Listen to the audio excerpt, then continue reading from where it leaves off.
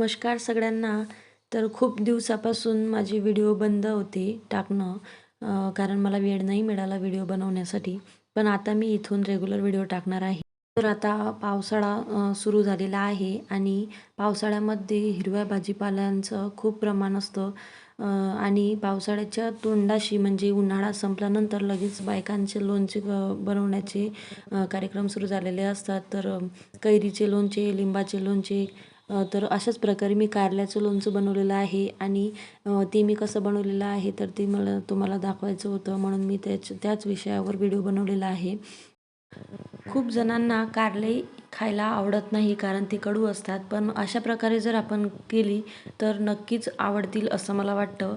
तर मी हिरवीगार कारले घेतलेली आहेत आणि ती अशी गोल आकारामध्ये कापून घेतलेली आहेत. पातळ असे कापून घ्यायचे आहेत आपल्याला आणि त्यामधील बिया जर नको असतील तर काढल्या तर चालतात, पण आम्हाला आवडतात म्हणून मी काढल्या नाहीत. आणि नंतर आपल्याला त्यावर मीठ घालून आपल्याला असे 15-20 मिनटं झाकून ठेवायचं आहे आणि नंतर स्वच्छ पाण्यानं धुवून घ्यायचे आहेत.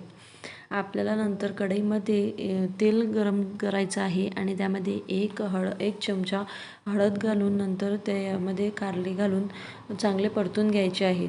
नंतर त्यामध्ये आपल्याला मीठ घालायचं आहे, भरपूर सारं मीठ घालायचं आहे कारण कारली कडू असतात ना, मिठामुळं कारल्यांचा कडूपणा हा कमी होतो. आणि नंतर परत आपल्याला त्यावर झाकण ठेवून शिजू द्यायची आहेत. नंतर आपल्याला लोणचं तयार करण्यासाठी मसाला तयार करायचा आहे.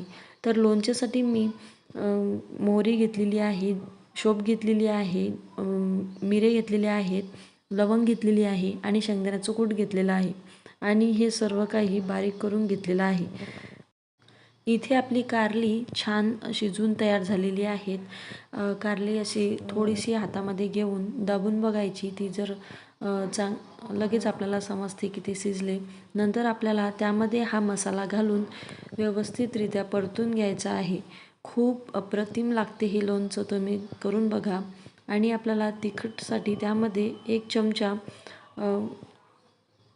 मिरची पावडर घालायची आहे आणि नंतर त्यावर हा पूर्ण मसाला घालून घ्यायचा आहे. शेंगदाण्याचं कूट घातलं होतं मी आधी, मला थोडंसं कमी वाटलं मसाल्यामध्ये म्हणून मी आधी घातलं आणि नंतर मसाला त्यामध्ये घालून व्यवस्थितरित्या परतून घेतलेला आहे. मीठ घालायची गरज नाही कारण आपण आधी घातलेलं असल्यामुळे मीठ घालायची गरज नाही. तुम्ही अशा पद्धतीने लोणचं करून बघा, खूप अप्रतिम लागतं आणि ज्यांना कारली खायला बिलकुलही आवडत नाही त्यांना द्या, ते अगदी आवडीने खातील. आणि हे लोणचं 8 दिवस फ्रीजमध्ये आरामशीर टिकतं. नंतर आपल्याला थोडंसं कोरडं जर वाटत असेल तर आपण त्यामध्ये थोडंसं तेलसुद्धा घालू शकतो. मी घातलेलं आहे आणि अशा पद्धतीने हे लोणचं तयार आहे. खूप छान लागतं हे लोणचं, चवीला खूप अप्रतिम लागतं, सगळ्यांना आवडेल. जो कारली खात नाही तो हमखास खाईल मला असं वाटतं. एकदा करून बघा आणि करून खायला द्या त्यांना. कारलं हे अजिबात कडू राहत नाही अशा पद्धतीने केल्यामुळे. आणि हे लोणचं 8 दिवस 10 दिवस फ्रीजमध्ये आरामशीर टिकतं. वर जास्त दिवस टिकत नाही, पण फ्रीजमध्ये 10 दिवस आरामशीर टिकतं. तर तुम्हाला हा माझा आजचा पदार्थ कसा वाटला तो मला नक्की कमेंट करून सांगा. आणि मला सध्या व्हिडिओमध्ये बोलायला व्यवस्थित जमत नाही, पण मी प्रयत्न करत आहे.